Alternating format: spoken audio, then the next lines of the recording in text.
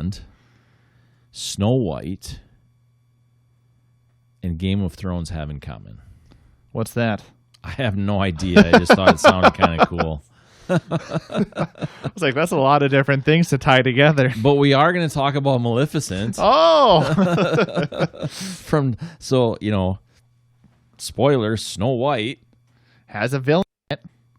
There's a villain? Yeah, I think she's the bad guy. Good guy? Girl? Life is all Creature? about perspectives, isn't it? It's a very interesting film. Yeah. I was pretty entertained. Movies. The average person can be inspired by them. They can make us laugh. Movies can keep us on the edge of our seat and so much more. Maddie's Movie Mix is a podcast for movie enthusiasts of all kinds. We hope you enjoy the show. Wait. Weighing in at 100 and... Weighing in at 100 and... Matt Logan! Yes, we both had the same problem. You. So what now? Listen. You smell something? Yippee-ki-yay. This is Tyler Peterson. Yeah, and I think, because Disney is now on something where they're doing the villain's perspective. Like they just did Cruella. Correct. I think they have, are they doing an Ursula one? I'm not sure. But I think they're... I don't know. I'm I did sure. hear something, though, that I can't remember what I heard exactly, though. But yeah. But they have a lot of books now, too, of the villain's perspective. And I think this movie got the green light for that because it was very interesting. It was very interesting for sure. Yeah. Somewhat predictable in some places, but Well, it kind of has to be. Obviously has to be. Yeah. I mean, that's why you watch it, because you're like, some of what's going to happen. Yeah. At least not specifically, but a little bit. Right. It was, I guess, look, Angelina Jolie, I've said this before, you like her, you don't like her. She is a very talented actor. Yep. It was believable. Yeah. All the emotions that she showed was very believable. And they definitely made her look like Maleficent. Yeah. Which I thought was, obviously, it's very important. Those cheekbones. Super high. That looked like implants almost. Yeah. I wonder what they did exactly, but it looked really believable. Yeah, it did. It's pretty good. Yeah. That's pretty, pretty impressive. The eyes, the horns that she had, they were all, when we get to costume design, I thought her character was incredibly well done to match with what you picture Maleficent to be. Absolutely. I was just looking at my notes for... So it's very interesting because no one could seem to nail the budget down for this movie. Really? They have a range of 180 million to 263 million. That is called a range. That is a range. Plus or minus 80 million. Right. I'm like, what? But they did have in the box office that it did 758 million. Well, no matter what that range was, it did significantly better. It did. So that's a win. Have you seen the second one? I have not. I haven't either. Maybe we should do that one sometime. Yeah, I was debating. I watched it on Disney Plus, and so both were there. And I was like, maybe. We just got at our house. Our TV is set up where our couch, and there's two windows behind it, so it's really reflective. Oh. And so, which has been difficult. It worked well when we were doing the horror one. I was like, fine, take me out a little bit. I'll be like, all right, I can deal with better, the glare. Right. But we just got shade or curtains that darken it, so I can actually. There was not a ton of reflection. I usually watch it during the day. Sure. These older ones, and so. I don't know exactly where I was going with that. But so watching the second film, so I was like, oh, this is nice. It was like, there's a lot of dark themes. It's a very, it's a enchanted world. And so you get your darks and you get your very bright. So it was really nice being able to see that in this film. But yeah, I was like, maybe let's go on to the second one. Right. But I didn't. That Well, I kind of wanted to, but I didn't have enough time to do the second one. Right. And so I was like, I better not. But I wanted to. Yeah. Like, this film made me want to see the other one. Because I had seen this. Okay, let me word it like this. I had seen parts of this, kind of when it came out. Yeah. I didn't go to the theater, but when whatever it was on, or Right. You get those you just see, glimpses. you'd see an hour of it, 40 minutes of it, or whatever. But I never saw the whole thing until we were going to cover it, and I was like, I'm kind of sad I didn't see it before. Yeah, I was trying to mentally think if I had watched this movie before. I was like, oh, I'm sure I've seen Maleficent, because it was a big deal when it came out. It was like It's retelling. huge. Yeah. I was like 2014. I was in college. I went to Winona, so there's a good 3-to-1 You're ratio young. of females to males, and so I'm like, I'm sure with our group of friends that a lot of my friends were Disney focused, so I'm sure I watched it, but I couldn't nail down if I'd actually seen it. So it was nice being able to just sit down and watch it. And again, yeah, I wish I would have seen it previously, because I probably then would have been able to say, yep, I've seen the second one. Yeah, right. What I wanted to ask you, what stood out to you the most in this film, that was like a surprise, you know what I mean? It's just like, oh, I didn't, because you sort of, like we said, it's kind of predictable. Yeah. But then there's that, wow, look at this. Right. I didn't expect this to happen. So I thought the relationship between Maleficent and Aurora in general kind of surprised me. Yeah. I didn't know they were going to go that route, and it was kind of cool. And then again at the end, it's 2014, so it's one of the newer, older ones that we've done. So spoiler if you haven't seen it, but you find out Aurora's actually the one telling the story. Right. I mean, that was a surprise to me, because the whole time you're like, oh, this is just Maleficent's telling of the story. Yeah. But wait a second, it's Aurora who is, when the original film is, the princess, damsel in distress, whatever. Yeah. We're feeling for her character, and that Maleficent is being terrible to her. Right.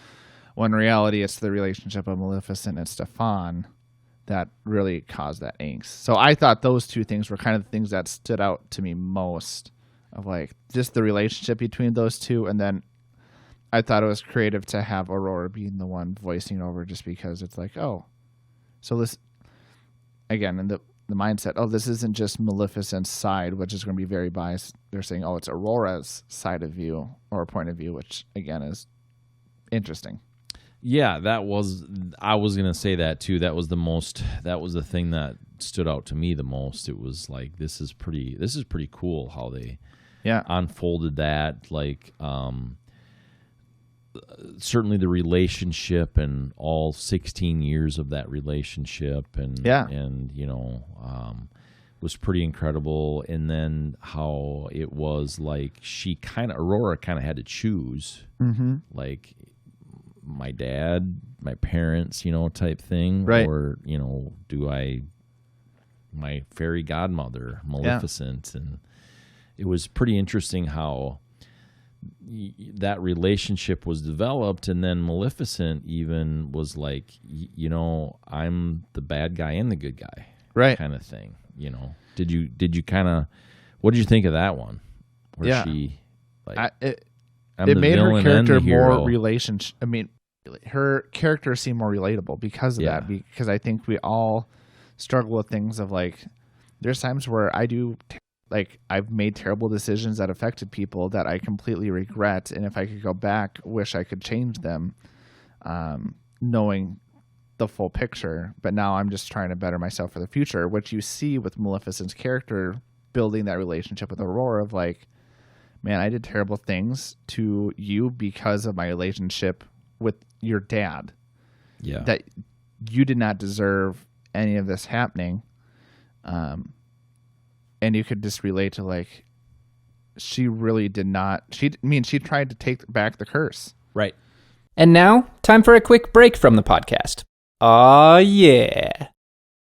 And now, back to the episode with your host, Matt Logan. that was I was shocked by that. Yeah. Yeah. You just didn't see that coming. Like, wow, you feel remorse and regret. Well, and then going back the full circle of the True Love's Kiss. Yeah. But I mean, that was another, again, I think just the relationship between Aurora and Maleficent, like, I thought it was well done and made you think about things differently. It left me wanting more, and so I like that. Right? Yeah. It left, like, I want to see the second one now. Yeah. You know, so. Which is a sign of a good film. It is, for sure. Especially when it's an older one that you really haven't fully seen, but like in my case. Yeah. So then I watch this, it's like, yeah, I definitely want to see the second one. Yeah. So.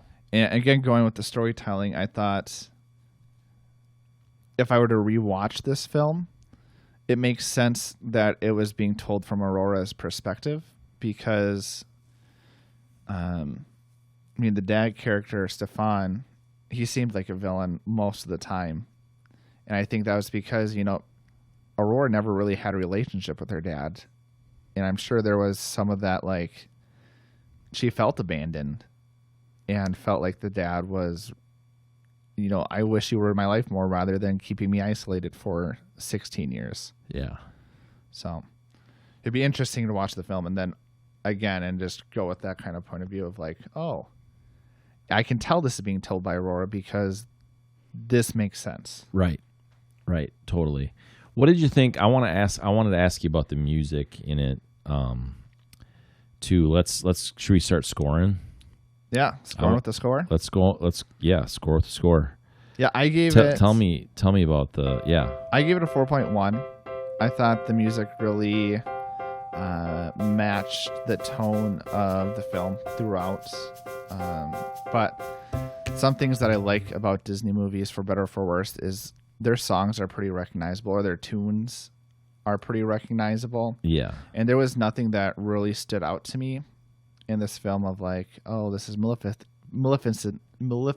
theme, or this is whoever's theme. So I wish there would have been a little bit more standout themes for characters, because I think that's typically something that Disney does very well. So that might just me be holding against what I expect out of Disney. But again, overall, the music it was very whimsical. It was dark at times, and it matched the movie in the setting. Did you see who did it? It was James Newton Howard. Yeah.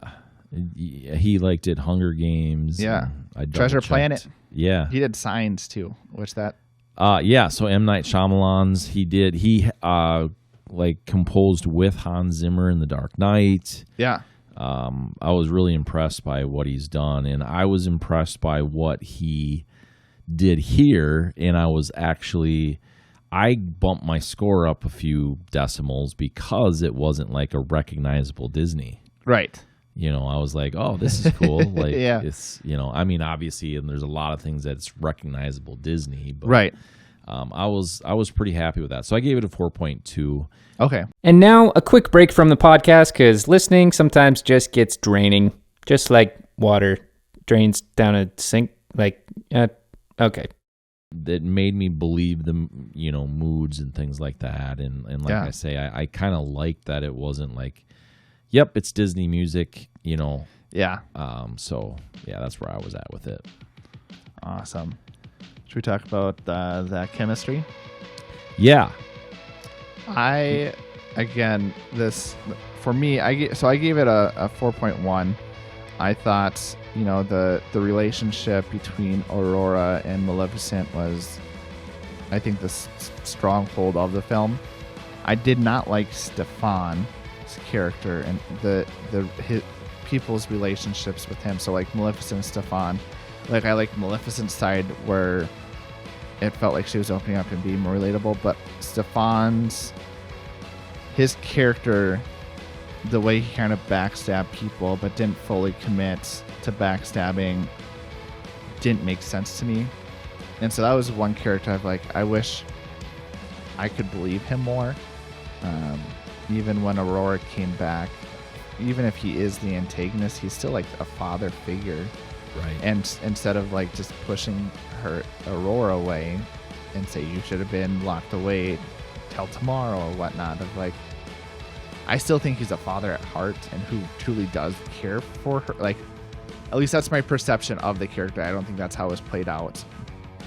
But I still think he cares for her. He should have cared for his daughter and would have been at least like, oh, I'm so happy to see you. But we still have to like, there's some issue. Like, she knew at that point about the curse. And so then we're like, we just really want to be careful and make sure this doesn't actually happen to you. Yeah. It handled a little bit more delicately, for sure. I agree with that. I wasn't super excited about the actor chemistry in one. Okay. I think that when they had some of the interactions, Stefan was not believable to me. No. You know, even right up to the end when, you know, spoiler if you haven't seen it yet since 2014, but where she says, you know, look, she said, I forgive you. This is it. Stop. Yeah. Walk away from each other here. And he attacks her again. Right. And then ends up to be his demise. Right. And I didn't even believe it then. Like, all the way to the very end, I was like, yeah, this is just, I don't know. There was, no Reckless, points like, of acting, I thought. No point in the film did I believe his character. No, his was terrible. Yeah. For sure. Which is, I enjoyed. I'm glad that there was a good chunk of the film where he wasn't there. Yeah, absolutely. Unfortunately, he was pretty crucial in the storyline. Right. And so that kind of just put that in my head. And That nice bitter taste. yeah. Yeah. And then the other one that brought that score down was really because the three fairies or whatever. Yeah. I know they had to do a lot of CGI with them to get their size. Their small, creepy faces. Yeah. And so I'm sure that made the acting difficult. Yeah. But there was times that their timing just didn't seem right to me. Yeah. And whether something was edited in or however they did it, but I was just like, that just doesn't. I'm not signing up for that one either. No. So 3.2. Okay. So yeah. Yeah, the fairies when they were small just creeped me out. Yeah. You want to talk about putting things to make people have nightmares? I did not like those faces. Yeah, I know. And it didn't seem real consistent with the faces either. No.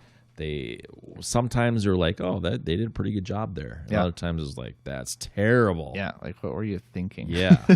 Yeah. It's like, those Snapchat filters where you can do a face swap and you're like, well, this lines up for the most part, but as the big picture, it looks really creepy and then it looks really weird around the edges. Right, exactly. Totally. You nailed it. So maybe they had that technology before, and we were able to better pan that out for the future. But maybe that's why we have it on Snapchat now. That's right. We can all be little creepy fairies. Right. Oh boy. What's next? Let's talk about the filming locations. Okay. I liked it. I gave it a 4.2, and I liked how when Maleficent's character was not being viewed as a villain, or she didn't go into the villainous side, was very green, very cheery. Yeah. And then when it was dark, even Stefan's, he was obviously the antagonist in this film. It was very dark in his scenes. I liked that there weren't a lot of houses and stuff like that. So I liked the outside look of the castle as well. It felt reminiscent of the original from Sleeping Beauty. So right. I gave it a 4.2. There's other areas that I think they could have done better, but I think that was more cinematography, things being a little bit brighter. But yeah. For filming locations, I gave it a 4.6. Okay. Because I agree with you on how when she was happy and cheery, it was bright. And, yeah. They did a really nice job. Some of the scenes, well, let me give you this one as an example. When the prince came and found Aurora at that pond, Yep. the small pond. I mean, that's a cool location. Yeah, and it they is. had a lot of those little things that you knew they were in the same realm or whatever, like you Yeah. know. But then it's like, oh, they're in the backyard and they're in their front right. yard, you know. And it was really obvious, like Yeah. this is a different place in this realm or Right. whatever. And I liked that. Yeah. So even though it was, you know, let's say it was 5 square miles essentially of where they were all the time in this film, they made the castle look great. They Yes. made that pond look great, you know. Yep. So I was happy with that. So Yeah. yeah, that's where I was at. And now, a quick break. And it's not a Kit Kat, sorry. And now, back to the episode with your host, Matt Logan. Should we go to the costume design then? Bring the rain. Got to keep you on your toes. I feel it. I give it a 4.4. The tree peak characters reminded me of Ents in Lord of the Rings. Like, you know, the big Ent. They weren't as lanky and tall, but it felt reminiscent of Ents. And so I thought it was like, oh, we're in Lord of the Rings now, which I like in Lord of the Rings. And so, and that I do too. And that would I said this before too on a different podcast, and that's what came first, the chicken or the egg, right? And so it would be like, who copied who? Yeah. Obviously, this film was done in 2014, but you know what I mean? Right. Like, and then you go, well, J.R.R. Tolkien, he did his characters back in the 50s or whatever it was, something like that. And so it's like, okay, so who was first? That's right. Because Disney's been around a while, too. Just a few years. You know what I mean? So that's, so I hear what you're saying on that. It makes you think about it. Yeah, it does. I loved Maleficent's costume. I loved thing that I looked up was like you had the green fire when she was being more villainous. Yeah. Which really did bring the eeriness to her character of who you see in Sleeping Beauty, where you could see that perspective. Well, maybe she is more of a villain character. But then when she is, I guess, the protagonist, the hero, or whatever, it's more of the green is the magic, or not green, gold is the magic. So I thought that was cool. And again, maybe that's cinematography, but it goes with the character and the design of the character. So the fairies creep me out. Like I said previously, I did like that they had different colors, but you know, going small, big, their faces could have been better done. Yeah. Again, I don't know if that's something of the times or if that was just a choice they made for whatever reason. I think that had to be the choice. Yeah. Because 2014, I mean, they had a lot of technology for things well, like maybe that. they were more on the 100 million side rather than the 260. Yeah, exactly. And I like the royalty characters. Yeah. They felt like royalty. Yeah, for sure. I agree. So I gave a 4.3. The main... It was nice for those main characters to really stand out like they had them stand out. Even Aurora, when she was a teenager like that, I mean, you know, generally just well put together, nice dress, and right. So that was really good. I really liked that. So when it just all seemed very appropriate. Yep. Obviously, Maleficent and her costume was phenomenal. They did just a incredible. I can't even imagine. I wanted to look it up, but then I didn't want to look it up. Like, how long was she in makeup? Yeah. You know what I mean? Like, right. One of those things is like 10 hours, scary. No, I don't know what it was, but it was, you know, pretty incredible. They did a great job. Yeah. Keep going. Move it. Move it. Move it. Cinematography. Yeah. I give it a 4.0. Okay. Some of the dark scenes were a little too dark. I think there was a pond scene where I wish it was Aurora and Maleficent having a conversation. I can't remember the full context, but they were watching things in the pond move around, and you could see a little bit of neon, but I wish that would have stood out more. Sure. But overall, I liked the tone that they set through the film of, you know, we start out very vibrant, this is one that I actually did like the voiceover for. I know we talked about Dune, about the voiceover. Just I could not get into what's going on, but this one made sense to me because it was being a storytell narration, which made sense to me with Aurora voicing it over. So I liked kind of the panning out when the voiceover was happening of this mystical land that these fairies lived in. And so I really liked, most of the time when it was the good scene, it was very bright and you could really see Maleficent's land. I liked that fairy tale look. Again, I also liked some of the pans they did of the castle, doing a throwback to, maybe not throwback, but showing that the castle is very similar to what it was in Sleeping Beauty. But there were some scenes that were a little too dark, and I just wish it would have been a little bit brighter for me to be able to see what's going on more, or for certain things to pop out more. I gave it a 4.4, and I was quite a bit lower than that. I was 3.9 to begin with. Okay.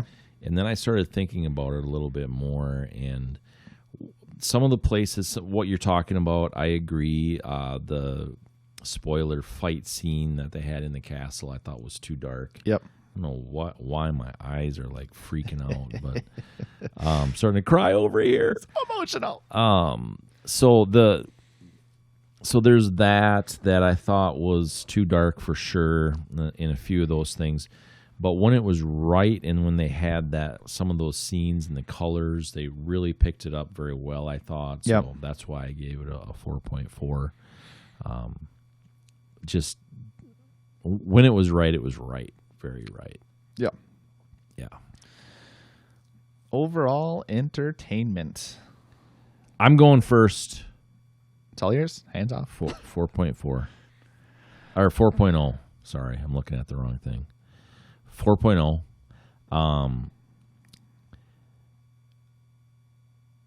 If I didn't need to watch this, I probably would have, and I didn't need to, obviously, we decided Had to. the opportunity. But I guess I would put it like this. I would have watched 10 minutes of it, and it didn't catch me strong enough. Yeah. But once I got past some of it, and I was pretty entertained. But that first probably 20 minutes, I suppose, in reality, was like, you're dragging me through the mud here. I'm not quite. I get what they needed to do there, right? For sure. I totally understood that. Yeah. But I just wasn't entertained by it.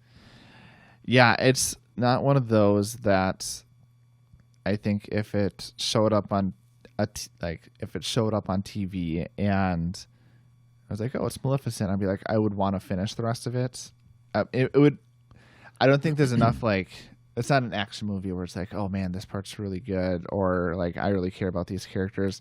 Yeah. Or it's like I really now just want to watch the rest of the film, or I see it and I'm like, now I need to watch it later, which happens to some movies that I watch.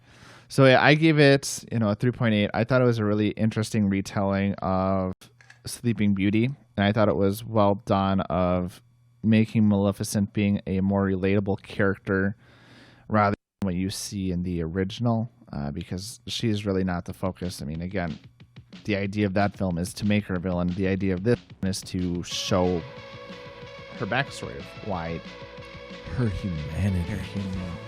except she's a fairy. Right.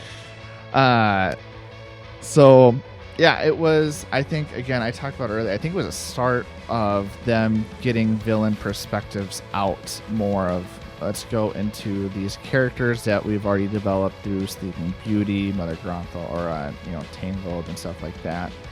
And let's really look at the villain characters because we have such a strong following on Cinderella and things like that. So I thought it was a cool choice of let's now dive into a villain character rather than developing a whole new princess. Maybe that's just... It's a creative way to make some cash. That's right. I mean, let's just call it what it is. Yeah. And I was very happy to watch it once I got past that first bit. Yeah. Yeah. So the overall score, was that your No, that was the overall entertainment. Okay. So overall score, I gave it a 4.2. Okay. Yeah, I gave it. Everything, you throw the whole thing in, and that's where we're at for me. Put in the kettle and let it stir together, Yeah. and I gave it a 3.9. Yeah. Again, I don't know if this is just me being a boy or a man or whatever you want to call me. I mean, I enjoyed, princess characters, but it wasn't like one of those things that as a kid I was like, oh man, yeah, I love Cinderella. Let me go figure out the villain side. Yeah. Or if it was like, when Transformers came out and if they were to do like, Megatron, they're like, oh yeah, let's do this. So, I mean, maybe that was some of my struggle with this of like, Yeah. I was never hugely invested in the princesses, and so to know their villain characters, like, it's a cool concept, but like, not really invested in the universe either. Yeah, totally. It did leave me wanting to see the second one. Like That's I said true. earlier, I was like, yeah, I definitely want to see the second one now. But I get it. It's not something. See, the idea of the podcast is for all of us to get a little bit outside of our normal genre and learn. Yeah. And I loved that about this. I'm like, I would have never dug into it this much. I would have never thought about it this much. No. And I appreciate a lot of what they did with this movie and how it looks and how, all of that kind of stuff. So that's super important. We need to grow as people, I guess, is my point. Yeah, I agree. did grow watching this and learning more about it. That's right. End it.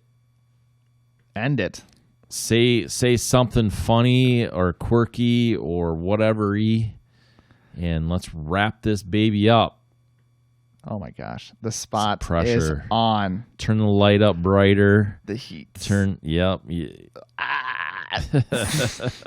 Let no man be like Stefan. Okay, so I'll see you later, huh? I'll give you a call. So it's done. It's done.